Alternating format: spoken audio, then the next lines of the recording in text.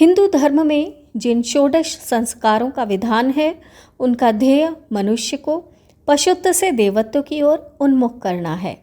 वह जैसे जैसे बड़ा होता है, उसका आत्मभाव उभरता है और आत्मविस्तार प्रारंभ होता है। ज्यों ज्यों वह आत्मदमन करता है, अपने ऊपर नियंत्रण लगाता है, त्याग करता है, त्यों त्यों उसमें आत्मीयता का भाव बढ़ता जाता है। बड़ा होने पर उसका विवाह संस्कार होता है। यह होने पर मनुष्य के ऊपर अनेक जिम्मेदारियां आ पड़ती हैं। यहाँ तो देह भाव, विलोपन और आत्म बलिदान का पाठ पूरा पूरा सीखना पड़ता है।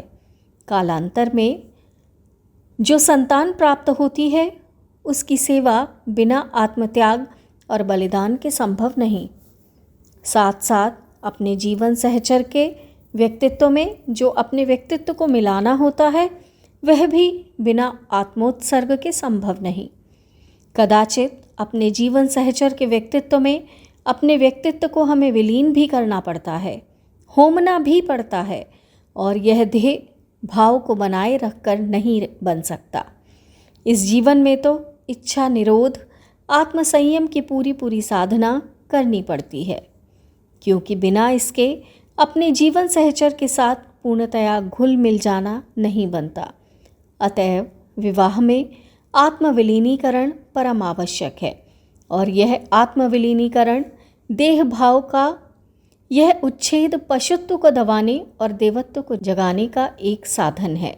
अतएव विवाह पशुत्व से देवत्व की ओर बढ़ने का एक मार्ग है।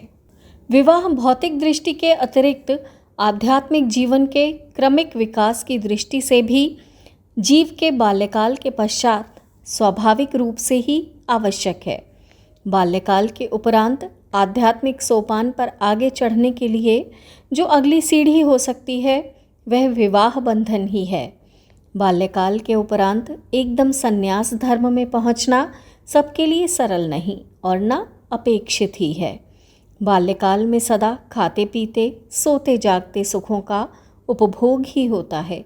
इंद्रियों की तृप्ति का प्रयत्न ही चलता रहता है, इच्छाओं का निरोध नहीं होता।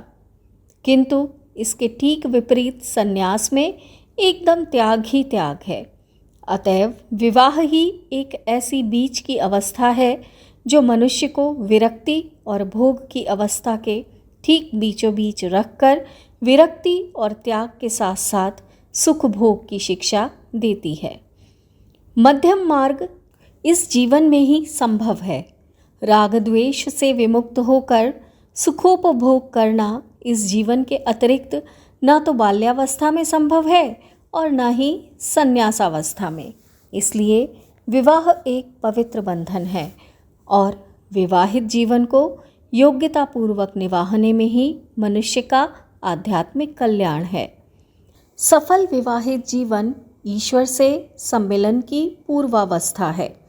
जायसी आदि संतों ने ईश्वर प्रेम कैसा होना चाहिए, उसकी एक क्षुद्र झांकी पति पत्नी के प्रेम को माना है। जब लौकिक प्रेम के निवाहने में इतने बलिदान की आवश्यकता होती है, तो ईश्वर प्रेम तो फिर सिर का सौदा है, सिर हथेली पर रखकर चलना है। अतएव लौकिक प्रेम ही ईश्वर से सामीप्य लाभ करने का मार्ग प्रशस्त करता है। तैत्तरीयोपनिषद में तो प्रजातंतु माम व्यवच्छतेत् ऐसा उपदेश है। अतएव जहाँ पवित्र जीवन है, वहाँ पापमय उत्पत्ति कहाँ से हो सकती है। फिर हम ब्रह्मज्ञान हो जाने पर सत्यकाम, जाबाल और समुवारैक्य जैसे ब्रह्मज्ञानियों को भी विवाह करते देखते हैं। इससे भी विवाहित जीवन की पवित्रता ही प्रतिपादित होती है। केवल आत्मसंयम का होना न होना ही विवाहित जीवन को पवित्र या अपवित्र बना देता है। पुनश्च भगवान कृष्ण ने भी तो कहा है, धर्मा विरुद्धो भूतेषु कामस्मि भारतर्षभ, अर्थात प्राणियों में स्थित मैं धर्म अविरुद्ध काम हूँ। ऋग्वेद का वचन है, समानी व आकुति ही समाना हृदयानि वह, समाना नस्तु हो मनो यथः वह सुसाहसति। अर्थात हमारा आचरण समान हो, हमारे हृदय समान हो, हमारे मन समान हो और हम एक दूसरे की सहायता के लिए सदा तत्पर रहें। यदि हम अपने जीवन सहचर के साथ एकात्मा और अभिन्नता का अनुभव नहीं कर सकते तो वेद में वर्णित समाज के साथ इतनी अभिन्नता हो सकना बहुत दूर की बात है। इस दृष्टि से भी विचार करें तो विवाह बंधन उत्कृष्ट सामाजिक तथा आध्यात्मिक जीवन यापन करने के लिए उत्तम शिक्षण स्थल है। विवाह आध्यात्मिक विकास के लिए सुअवसर प्रदान करता है। विवाहित जीवन बहुतों के लिए दुखमय प्रतीत होता है, किंतु इसका कारण केवल आत्मसंयम और पुरुषार्थ की कमी है। कठिनाइयाँ केवल हमारी चरित्रगत तथा पुरुषार्थ संबंधी न्यूनताओं की ओर ही संकेत करती हैं और मानो हमें उन पर विजय प्राप्त करने के लिए उद्बोधित करती हैं। जो लोग पलायन मनोवृत्ति लेकर विवाह बंधन से बच निकलते हैं वे दुख और कठिनाइयों से भी भले ही बच निकले, किंतु कठिनाइयों से बच निकलना ही जीवन का लक्ष्य नहीं है। इससे उद्देश्य की सिद्धि नहीं होती। जीवन का लक्ष्य है अपनी आत्मशक्ति बढ़ाना और अपनी उन चरित्रगत तथा पुरुषार्थ संबंधी न्यूनताओं को दूर करना जो कठिनाइयों को जन्म देती है और जिनके रहते हुए कठिनाइयाँ प्रतीत होती हैं। विवाहित जीवन की उपेक्षा तथा अपनी चरित्रगत न्यूनताओं के ज्ञान से अपरिचित रहकर पूर्ण आनंद भोगने का दावा करना भ्रम मात्र है। पूर्ण आनंद तो पूर्णतया पुरुषार्थ की ओर दोषमुक्त होने पर ही प्राप्त हो सकता है। विवाह पुरुषार्थी और पूर्णतया दोषमुक्त होने का बढ़िया साधन है।